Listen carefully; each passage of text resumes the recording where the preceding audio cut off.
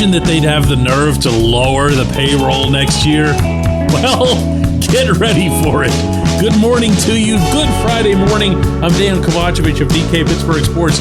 This is Daily Shot of Pirates. It comes your way bright and early every weekday. If you're into either of the two teams in town that care, I offer daily shots of Steelers and Penguins in the same place that you found this. The World Series begins tonight.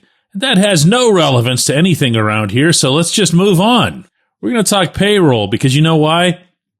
The end of the week, this time of year, it's really tough to think of things to talk about related to this baseball team because, you know, it's the off season. They don't do anything. If they do, it tends to be regressive. It tends to be something that makes the team worse. So I want to have a good information-filled episode on payroll. And let's begin with this. The team ended up paying, in terms of major league payroll, somewhere in the neighborhood of $87 million. If you'll recall, at the beginning of the season, what's referred to commonly as opening day payroll, and the one that everybody ends up citing like into infinity, was $89 million. So it went down from opening day, and that makes sense considering some of the moves that were made, trading David Bednar, Ke'Bryan Hayes, and that's why I'm always cautioning people against taking opening day payroll too seriously. They think, and they'll accuse me of this, because I'm suggesting that the Pirates are going to end up spending a whole heck of a lot more. You just wait it out, that's all. You don't have to predict anything. Anyway, $87 million is really low, and it's lower than it should be. But here's the part that's wild. As I look at the player-by-player list of who got paid what, this will blow your mind if you're not already familiar with this. There are only 4 players on the entire roster making more than $1.4 million. Only 4. Mitch Keller is at $15.4. Brian Reynolds at $12.2. Kutch at 5. Tommy Pham, who might not be back, at 4. From there, it dips all the way down to Dennis Santana at 1.4. Then there's Joey Bart at 1.2. And then everybody else is under $1 million. Like the entire organization is under $1 million. And there aren't even very many arbitration guys going into next season. So if you factor all of that into one pile and then move over to this other pile and presume, and I think it's kind of safe to do this, that Mitch Keller is going to get traded, well, there goes your most expensive guy at 15.4 again. So now you're down to 70. So even if payroll stays where it was in 2025 or is, in that neighborhood, which I'll repeat again, is around $87 million, you're not leaving the general manager much, and this is a good thing, I'm not complaining, to go bolster this hitting. Now, could you or would you be trading Mitch for a hitter? Yes. Could you or would you be acquiring somebody who's major league ready to hit? Theoretically, also yes, but you never know with this guy. Could you or would you be adding somebody who costs more than Mitch? Unlikely. These are the Pirates, but not impossible. And if that is the case, and you bring in this hitter who costs, $20 million a year, you're already chewing into money that you don't have. And from there, what you've got left to spend on the remainder of the roster is exactly zero. So why would you do this? Let's start all the way at the top here. Why would Bob Nutting do this? Well, this isn't something that anybody's going to put out in an advertisement or come up with a slogan for. But next season, for all intents and purposes, it's looking like it'll be a great big waste of everything, meaning everybody's time, everybody's money. And if the Players Association is as clever as it's been in the past, the union can hit a certain point in the summer where they say, you know what, we're not getting any positive vibes back from the owners at all that they're serious about talking. They just want to impose something. So we aren't going to play along with them and give them playoffs, which is when they make most of their money, certainly from the broadcasting perspective. So the players can say, well, we see that you're going to lock us out. We don't really feel like waiting for that. So we're just going to strike. And then there's no remainder of the season. So you'll have wasted all your money on whatever this was anyway. So everything gets shut down. It comes back in, 2027, whenever it is that the union gives up. And they will give up. And the owners stick together. There's really no choice for the players but to concede.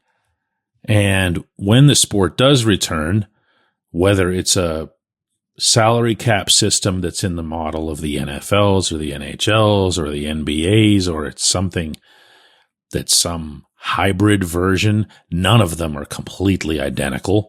It's bound to be something that's a lot fairer. And from there, it's bound to be something that would benefit the Pirates over the longer term, meaning just at the foundation. If they continue to be idiotic in their decision-making, it'll actually backfire because it'll expose how terrible they are at everything way more than in this system where you can hide behind, how does Ben Cherington like to word it? Operating in a, quote, place like Pittsburgh, end quote, as if somehow we're responsible for this, living in our puny little village. I honestly don't see a reason why anybody anywhere would get super invested in the 2026 season, and I'm not going to make an exception of that for the Pirates just because they're here. So yeah, lower the payroll. Who cares? When we come back, J1Q.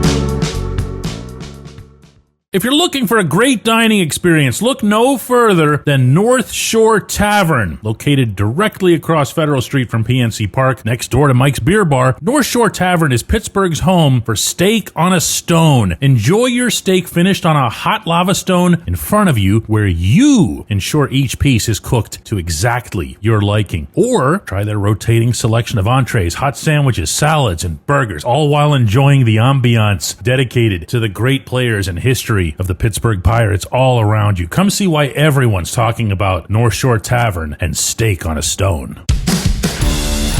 It's Gun Storage Check Week.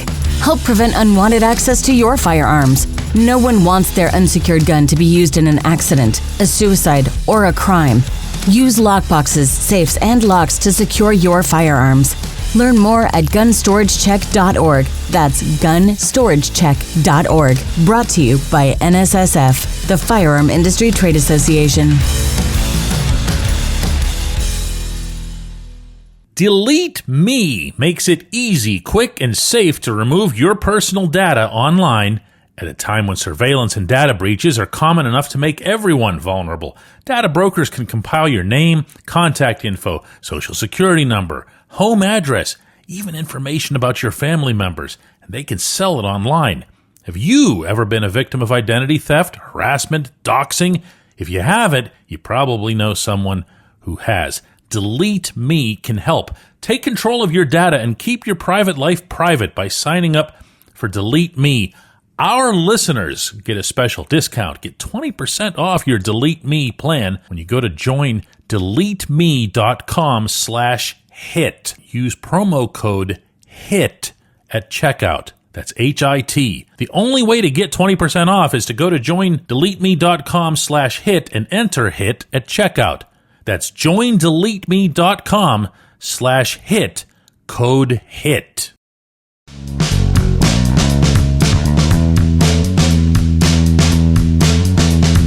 Today's J1Q comes from Mahoney, who says, look, it's a moot point with Bob Nutting and Ben Cherington anyway, but if you were to write off Tommy Pham's $4 million, then you could spend $15 million to land someone like Eugenio Suarez or Josh Naylor, maybe $8 million to get Rhys Hoskins to platoon with Spencer Horwitz, or an outfielder like Gabe Kepler from Philadelphia. You could spend another 5 to 6 on a third bat and wait for Connor Griffin to get to the bigs.